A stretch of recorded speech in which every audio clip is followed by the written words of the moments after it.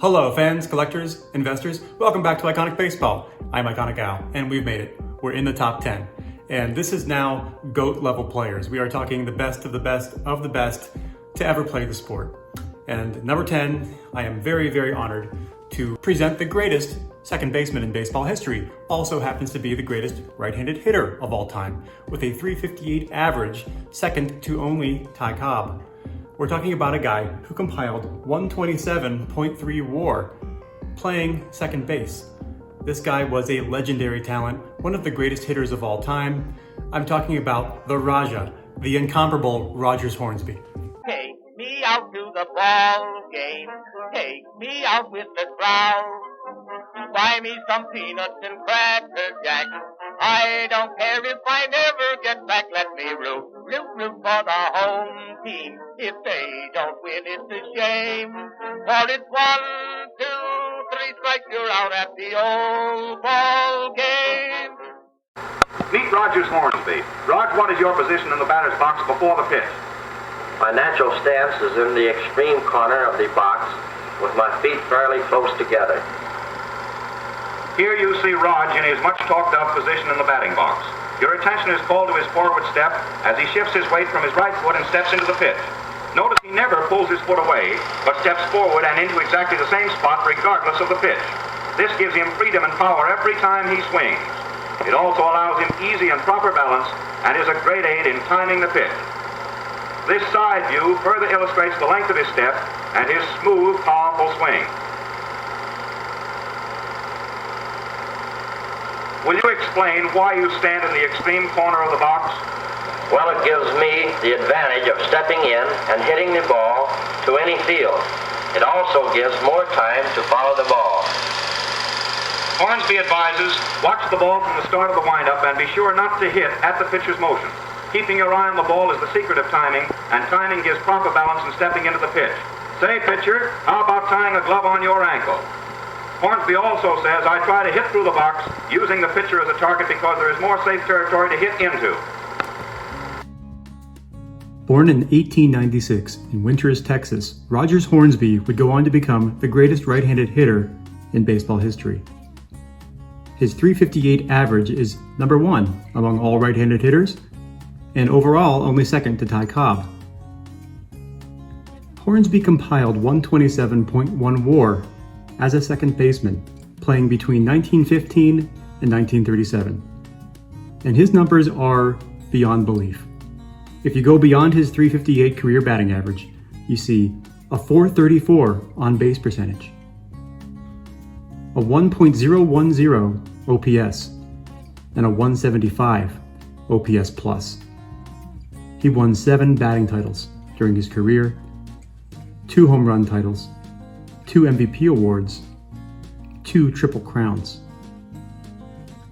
He compiled 301 home runs, 1,584 RBI, 1,579 runs, and ended his career with 2,930 hits. He hit over 400 3 times, including a .424 in 1924.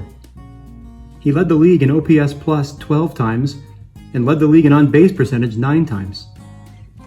On most of these videos, I read off peak WAR seasons for a player, the couple seasons where they may have breached 9 or 10 WAR.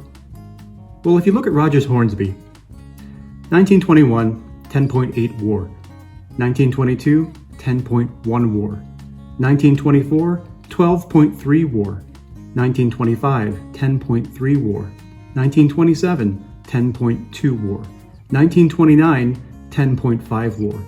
Let's keep going. 1917, 9.9 WAR, 1920, 9.6 WAR. You get the picture. This man was a beast. Although primarily known as an offensive juggernaut, his stats suggest he was a competent second baseman.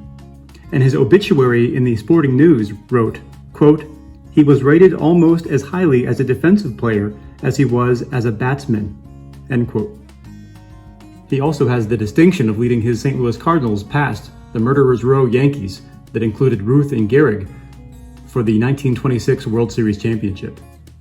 And here are my 2 pieces for Rogers Hornsby. I haven't added any new Hornsby items in well over a decade, but the way I collect, I consider my Hornsby collection complete.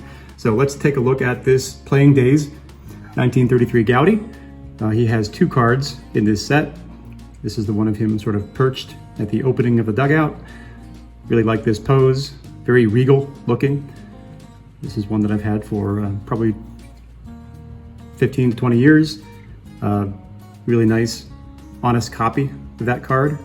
Nice clean back. Graded a 2.5. And just a really nice pose for Hornsby, nice color. Nice clarity on that one. No surface issues, no paper loss. Just the type of pre-war card that I like. So that's my Playing Days Hornsby.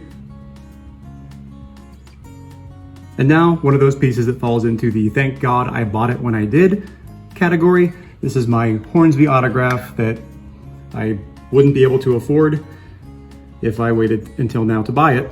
I think I bought this back in 2010, somewhere around there, 2009, 2010. And it was pricey then, but it would be out of my range at this point. A beautiful slabbed index card with a essentially perfect Hornsby signature. This was graded a mint 9 signature by PSA, and nothing much else to say aside from this is glorious. Just pretty much a perfect signature with a blank back. Pretty straightforward index card. Hornsby passed away in 1963 at the age of 66, so didn't live to an advanced age. And given his greatness and his sort of GOAT status as the greatest second baseman and greatest right-handed hitter of all time, it's become very difficult to obtain nice signatures like this for players like this that passed away in that era, in the 50s and 60s. So just so thankful to have this as part of my collection, because now it really would be an unattainable piece for me. But just a glorious one I'm very, very happy to own. And one of the nicer Hornsby signatures that I've ever seen. All right, well that is it. This is kind of a short one. Only a couple items for Hornsby. Thank you so much for joining me. We will continue to advance and ascend higher and higher into the inner circle of all-time greats. Until next time, keep collecting and stay iconic.